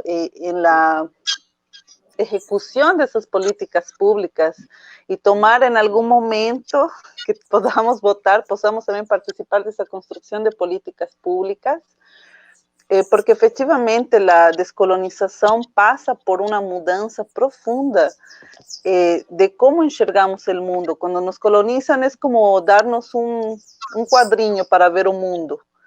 La descolonização o que faz é tirar isso. Tira esse quadrinho dessa liberdade de poder enxergar de uma forma mais ampla o mundo, não? Reconhecendo nossa diversidade e valorizando a diversidade do outro. Porque às vezes, quando eu escuto falar sobre descolonização, parece que é algo que alguém tem que fazer, e eu que não reconheço nada indígena, ou nenhuma coisa, porque não fui educado assim, não tenho nada a fazer, todos temos que fazer. Não, porque a colonização se expressa de diferentes formas e nos oprime, não? Nos oprime a todos como sociedade. Então, creio que sim, é bem importante fazer esse trabalho de formação, mas incluir a mediadores interculturais, imigrantes e refugiados, para que seja uma força-tarefa conjunta, não? Que nós possamos complementar e trabalhar nesse sentido de levar ferramentas também a educadores e educadoras. Sim. É verdade. Nós temos aí mais duas questões para, acho que uma agrega a outra, né? Dizendo aqui, primeiro, muitos elogios a essa mesa de mulheres potentes, né? E essas mulheres que erguem a voz hoje podem falar mais sobre os desafios de uma educação não fascista, racista, em tempos tão sombrios, né? E o pessoal está pedindo o e-mail de vocês, se a gente pode publicar, tá bom? Elaine, olha aí para você aí, esse diálogo com a gestão, né? Bem, acho que bastante provocativo a gente pensar nisso, né? Porque nos leva a pensar sobre as responsabilidades, né, com as políticas públicas de educação para as relações étnico-raciais, né? Não só de educação do que se refere aqui, então falo desse lugar, sendo professora que sou, né? Mas a gente pensar em políticas públicas de enfrentamento ao racismo, né? Então, como que isso se assegura e se configura de modos diferentes a partir dos governos vigentes, das ideologias partidas nesses governos e como isso se organiza, né? Porque é importante a gente pensar que, em especial, né, e aqui eu faço um destaque, né, entre 2013 e 2016, quem é profissional, em especial da Rede Municipal de São Paulo, pôde vivenciar um processo intenso, profundo e marcante de formação em educação para as relações étnico-raciais, né? Então, é aquilo que nos remete a processos saudosos. Isso a gente não está falando que podem ter acontecido ou não equívocos, mas eu acho que alguns princípios balizavam essas escolhas. Princípio 1, de garantir ações mobilizadoras para que faça com que a discussão sobre a necessidade de ascender e discutir sobre as questões de negritude, da população negra, da história e cultura africana, estivessem em todos e quaisquer espaços da política pública, na educação, na saúde, na cultura e também de forma articulada. Assim como da população indígena, a gente teve ações desde pensar no agosto indígena, mas também nas jornadas Erés, ações que possibilitavam, eu acho que, e é um princípio que para mim era muito importante, e eu lembro ainda, antes de estar no núcleo, quando eu ia para os encontros que eram feitos num saudoso lugar, que era o Grupo de Trabalho de Educação para as Relações Étnico-Raciais, a premissa de garantir o protagonismo nas narrativas. Né? Então, a gente vivia um processo não de erguer a voz, o outro falando sobre mim, sobre o que eu penso enquanto mulher negra, mas qual a diferença que tem você garantir a título de política pública, de orçamento, de lugar de fala, de estrutura, seja estrutura material, seja estrutura predial, seja estrutura audiovisual, para que circule esses novos conhecimentos. Então, a gente teve a mostra de cinema indígena, a gente teve, e para mim, algumas coisas marcantes, né? Que não somente, como a gente está acostumado nos processos escolares formais, de forma como a escola é bastante engessada em alguns processos, né? Não só do âmbito da perspectiva intelectual, como se fosse só discursiva, mas a partir das vivências, né? E das vivências para educadores e educadoras, e também das crianças, né? E aí teve uma ação que eu até costumo comentar, que me marcou muito. Eu estava num céu, e aí uma criança, ao ouvir o indígena que estava falando Guarani, as pessoas da escola não sabiam que a criança sabia falar Guarani, e ela começou a falar, e aí promoveu essa discussão. E uma outra criança, bem pequena, que chegou lá e falou assim, minha mãe falou que a gente vai ver... A minha mãe, a minha professora falou que a gente vai ver os indígenas. E era uma vivência, né, com os guaranis ali de Jaraguá, fazendo sobre língua guarani. E aí ela desceu, tinha uns 5 anos, falando assim, minha professora falou que eu vou ver os indígenas. E quando ela se deparou com essa imagem, e a gente vai pensar o quanto de imagem estereotipada, cristalizada, que inclusive as escolas reproduzem em seus fazeres. E aí ela chegou lá e não identificou essa pessoa. Ela olhava e se perguntava, e ela estava do meu lado e falou assim, ela falou que tinha, mas eu não estou vendo. E aí essa pessoa abriu um espaço para ela falar, e ela perguntou na hora assim, você é indígena? Você é índia? Minha professora falou que eu vim aqui ver o índio. E aí a resposta para ela foi, né? É importante a gente perceber que há indígenas que vivem em situação de aldeia, há indígenas que vivem em situação urbana. Como é que a gente circula? A gente não vive sem roupa, não vive nesses lugares que a casa é assim ou a casa é outra, que a gente fala uma coisa ou não, que a gente tem restrição no que a gente veste, no que a gente se alimenta, mas, ao mesmo tempo, como é que você mantém essa cultura que é viva, né? E aí, o que eu chamo a atenção para isso? Né? Uma possibilidade de formação que é de corpo inteiro, que possibilita com quem vivencia isso, jamais esquece, uma criança de 5 anos teve uma possibilidade de conhecer, conversar e desconstruir algo que muitos adultos não fazem ainda, inclusive dentro dos espaços escolares. E aí a gente pensa para isso, que foi um pouco do que eu coloquei na minha fala, né? O quanto que impacta a gente pensar e a gente identificar quem são os nossos opositores, quem são os nossos reais inimigos, né? Para a gente pensar nas nossas escolhas políticas, ideológicas, porque elas vão balizar tudo o que acontece depois. Né? Como que isso vai acontecer o debate na escola, se ele vai estar presente ou não, se haverá reserva orçamentária, porque a gente precisa discutir e apontar, sim, que é óbvio que fazer o trabalho para a educação, para as relações étnico-raciais, a gente vai contar com parceria, sim. Até porque há um ativismo que antecede as leis, há um ativismo que antecede o pagamento, mas há que se considerar a remuneração desses profissionais e profissionais que vêm se formando e formando tantos grupos. Então, veja, a reserva orçamentária, sobretudo nos equipamentos públicos, sejam da esfera federal, municipal e estadual, são fundamentais, né, para a manutenção dessa estrutura. Pensar numa produção curricular que dialogue com as pessoas, que não tenham pessoas sobre uma perspectiva universal. E ainda, né, pensar nesse trabalho intersetorial, que foi uma coisa que a gente foi fortalecendo nas vivências, e isso foi se enfraquecendo. E eu acho que uma questão importante, até para concluir, o quanto que essa disputa de narrativas, essa proposição de alteração nessas narrativas e forma, a própria descolonização do currículo, implica um conflito, implica esse confronto, essas negociações para que se faça algo novo. Porque é importante a gente lembrar que ela está inserida em processos de descolonização maiores e mais profundos, que são do poder e do saber. A gente aprendeu e foi inserido no universo onde alguns saberes e algumas pessoas são entendidas como valorizadas e outras não. E para reorganizar todo esse cenário, vai implicar a gente mudar essa chave, observar outras coisas, aprender outros modos de conversar, de interagir, mudar os referenciais de pesquisa para evitar o epistemicídio. Existem intelectuais negros, negras, indígenas que vêm pesquisando e a gente precisa colocar isso na discussão. porque qualquer ativista do movimento negro, eu acho que é o que a Nilma coloca no livro Movimento Negro Educador, o movimento negro, ele sempre pautou a questão da educação, sempre pautou.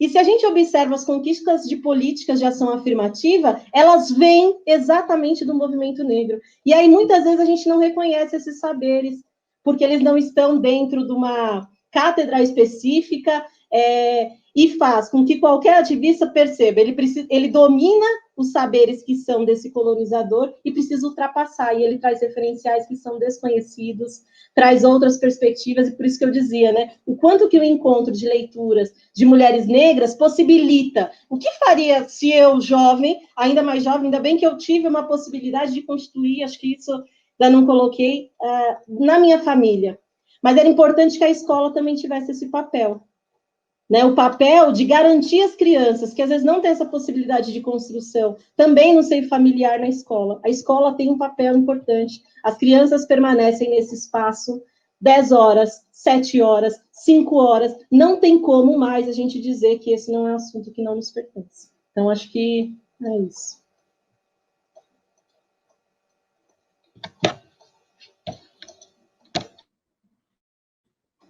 Você está sem áudio. Obrigado. Eita, hein, gente? Eu gosto sempre de dizer que, assim, que os indígenas, né, eles existem, e que tambores não é coisa de museu, né? Então, assim, que eu quero dizer com isso? Que a Giovana, a cultura dela é viva, é permanente, né? Ela se transforma, sim, como toda cultura, mas não dá para a gente pensar em indígenas, negros, imigrantes, negras, só para ilustrar o currículo da professora, do professor. Não. O conhecimento, ele existe. E esse projeto fascista, ele silencia essas vozes quando, por exemplo, modifica leis, tira cotas, desmonta núcleos, né? Então, é isso. Adriana, com você.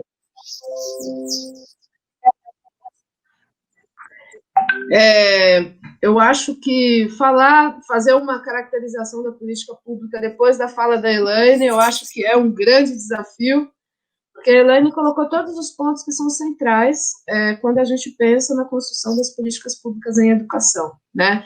A experiência que nós tivemos atuando diretamente na gestão pública, né, entre os anos de 2013 e 2016, elas são muito significativas quando a gente pensa em colocar a gestão pública a serviço de uma educação emancipadora, né?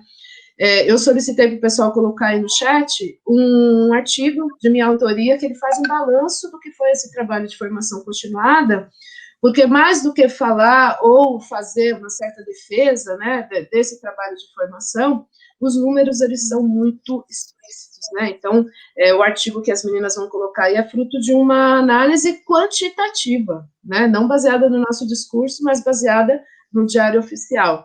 E quando a gente pensa na importância dessa política pública, a gente tem que pensar quem é que está exercendo o poder, né? Quais são os parâmetros balizadores desse exercício. Então, pensar que a gente teve, dentre as metas de governo, uma meta específica para a formação de educadores, com recursos financeiros direcionados para isso, é muito significativo quando a gente pensa nas políticas públicas, né? E aí eu não vou ficar repetindo a fala da Elaine, porque a Elaine, ela mandou super bem, né?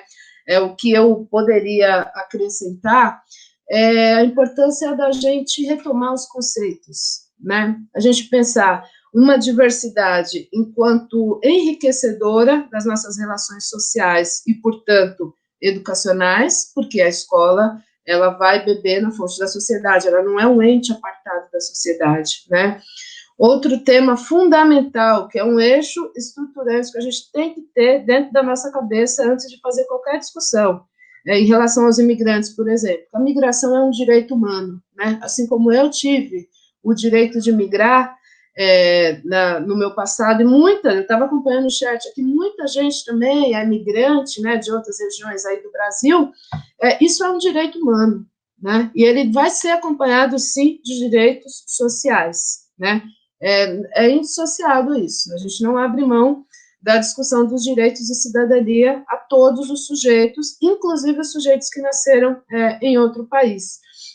E aí, pensando na infância, na educação infantil, nos bebês e nas crianças, que espaço tem essas crianças no projeto migratório das suas famílias? Né? Um tema que tem despertado a minha atenção para a pesquisa é esse, né?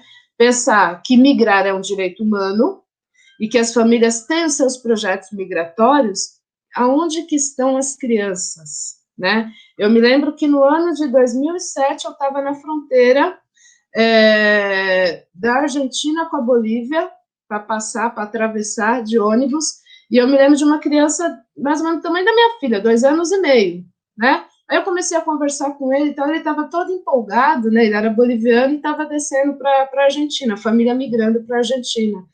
E aí a gente fica pensando, né, se questionando o que, enfim, como vai se desenvolver a vida dessa criança, que desafios ele vai ter, qual é o papel da sociedade acolhedora em criar condições efetivas para que ele exerça a sua cidadania, para que ele se desenvolva, e se desenvolva de forma integral, como colocou a nossa colega Ana Simões, né, no nosso chat aí.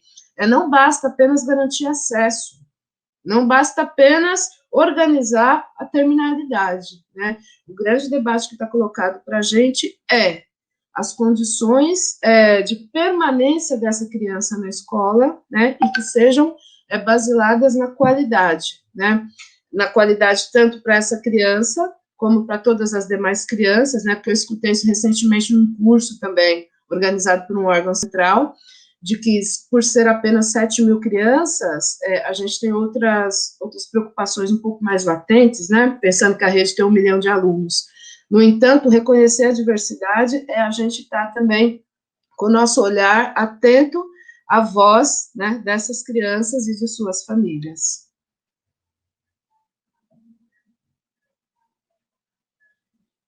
Lucy, está sem áudio, gata. Nós vamos aqui já caminhando para o 6º encontro, né? O 6º encontro que trará para nós as vozes dos bebês, das crianças, das professoras e professores, a partir das narrativas em movimento. Tem muita coisa acontecendo na cidade, os movimentos estão se fortalecendo, a gente precisa estar aí nos incluindo nesses movimentos, né? E combater aí o fascismo, eu acho que essa é a nossa maior luta hoje, né? E eu queria encerrar aqui o nosso encontro trazendo uma fala de um indígena, né? Quando foi possível dialogar com a comunidade indígena, quando existia esse desejo político, né, e que as vozes indígenas estavam presentes no currículo da cidade. Ele falou assim para nós, eu acho isso aqui muito, muito lindo. É do Rosano Caraí de Ecupé. Ele foi um mestre, tipo coordenador pedagógico, para que a gente pudesse pensar numa educação inclusiva aqui na cidade de São Paulo. Os mais velhos, as mais velhas, nos guiam, mas são mesmo as crianças as nossas inspirações principais. Elas mostram para nossa alma os nossos caminhos. Então, fiquemos aí com essa quinta-feira, com o exercício de transformar esses encontros em luta pela liberdade. Um grande abraço, muito obrigada para vocês, mulheres potentes.